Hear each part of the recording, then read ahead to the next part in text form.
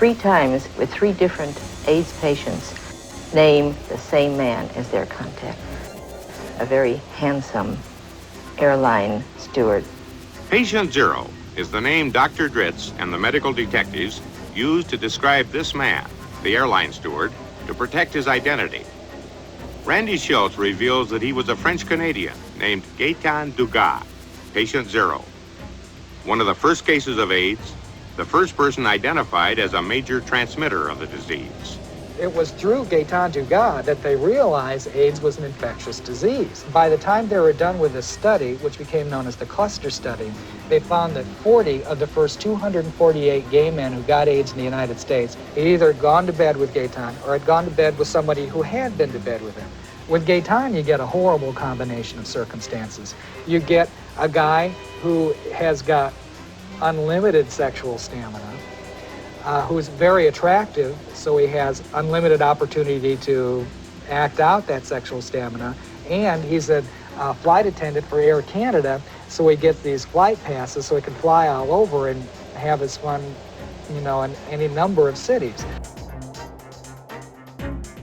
You mentioned that of the people that you interviewed who knew Gaetan, that they painted a completely different picture of him than the one that is left in the reader's mind after reading Schultz's book. Most people would describe him as being spectacular. He had a lot of energy, that he was very good with interacting with other people, and that actually allowed him to be an excellent flight attendant because he was a master of customer service and interacting and joking with customers. That he was very, very gay, in their words, and that he wouldn't put up with any crap from any kind of discrimination that he felt he was receiving.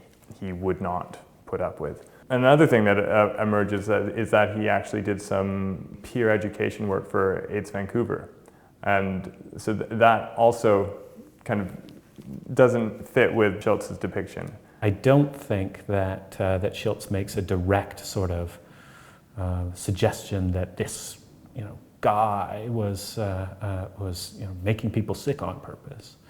But I think that the nastiest passage, if I'm not mistaken, was this sort of scene in the Castro in 1982 or 3, in which Dugas has sex with somebody at the tubs and turns on the lights, and after having sex with him, this other person, who is not named incidentally, points to the lesions on his chest and says, "I have gay cancer. Maybe you'll get it too." Is that what this nasty sort of portrayal of Dugas hinges upon in Schultz's book? I think that's the nastiest part. That is the most acutely finger-pointing part of the book, and that very passage is the one that everybody who I've interviewed who knew Dugas has had the most trouble with.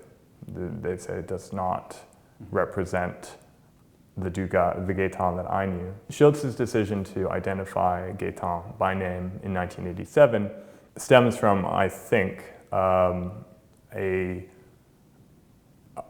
real need for him to cast blame, for him to point a finger for the devastation that he was witnessing in his beloved gay community of the Castro in San Francisco. Didn't he say or write somewhere, though, that he felt it was important that the players in the story be named because of the hysteria, that being out about being gay and about being HIV positive was essentially critical to positive change in the world? I think there's this real paradox in Schultz's work where his stated intention for naming names in his book is to humanize. Perhaps if you take to make human to include the whole range of possible human states, including what many people would view as going off into the sociopathic, then perhaps it doesn't hang together for me, his interpretation, or on the one hand his saying that he wanted to humanize, and on the other hand this presentation of Dugas. And the presentation we got of Dugas is scaled down from what it was in some of the earlier scripts. In some of the drafts, there's this image emerging of Dugas.